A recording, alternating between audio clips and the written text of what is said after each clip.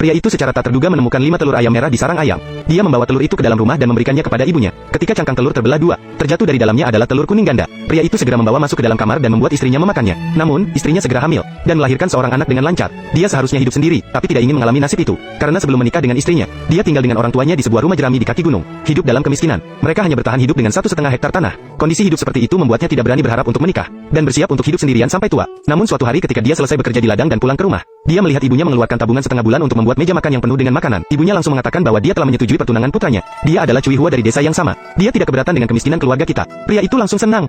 Pada hari kedua, mereka mengadakan pesta pernikahan di halaman rumah mereka. Meskipun segala sesuatunya sederhana, orang banyak. Dua pasangan pengantin mulai melakukan upacara pernikahan. Seluruh acara pernikahan dipandu oleh Jin Si Ho di samping. Satu kali memberi hormat kepada langit dan bumi. Dua kali memberi hormat kepada orang tua. Pernikahan sederhana itu pun berakhir begitu saja. Kita sudah menikah selama 3 tahun.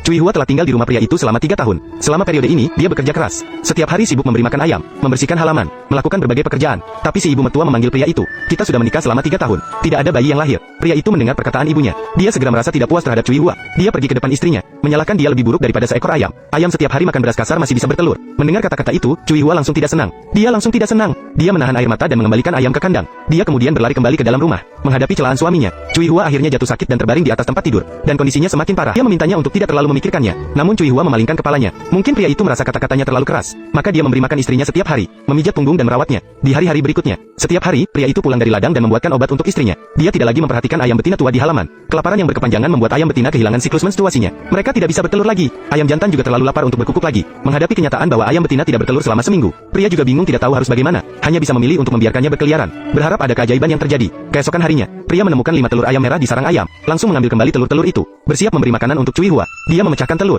menemukan telur kuning ganda. Menunggu Cui Hua makan telur kuning ganda itu, tiba-tiba merasa berkeringat dingin. Perutnya juga sedikit membuncit. Keesokan harinya, dia benar-benar membaik, dapat melanjutkan memberi makan ayam, membersihkan halaman. Saat ini, ayam betina di kandang masih bertelur merah. Cui Hua dengan hati-hati mengambilnya ke dalam keranjang, menyerahkan keranjang telur ayam merah itu kepada mertuanya. Nenek memasak 2 telur ayam merah untuk Cui Hua seperti biasa. Namun ketika dia memakan 2 telur tersebut, tubuhnya mengalami perubahan. Berdiri di depan pintu dan muntah terus-menerus. Nenek datang dan bertanya apa yang terjadi. Aku mungkin hamil setelah memakan telur ayam merah ini. Pria itu terdengar agak terkejut. Setelah bertahun-tahun usaha tanpa hasil, hanya dengan memakan 2 butir telur, dia hamil. Cui Hua segera memakan telur ayam merah. Cerita anak nakal menyebar ke seluruh desa. Beberapa wanita yang tidak bisa hamil bertahun-tahun menginjak ambang pintu rumah Cui Hua, berbondong-bondong datang meminta membeli telur ayam merah. Aizen, aku juga ingin beberapa telur ayam merah. Pulang ke rumah dan hamil. Saya juga ingin punya anak. Aku akan mengambilkannya untukmu sekarang. Setelah mendengar itu, Cui Hua langsung masuk ke dapur. Dia mengeluarkan keranjang besar telur ayam merah dan memberikannya kepada mereka berdua. Setelah setahun berlalu, Cui Hua berhasil melahirkan seorang bayi. Pria itu berteriak dan bersorak dengan gembira. Yang anehnya, setelah Cui Hua melahirkan anak, ayam betina di halaman hanya bertelur putih, tidak lagi bertelur merah. Namun dihadapkan dengan warga desa yang berbondong-bondong meminta membeli telur ayam merah. Cui Hua dan pria itu sepakat untuk mewarnai telur ayam putih menjadi telur ayam merah untuk diberikan kepada mereka. Setelah itu, mereka kemudian menjadikan telur ayam merah yang bisa menetas sebagai bisnis.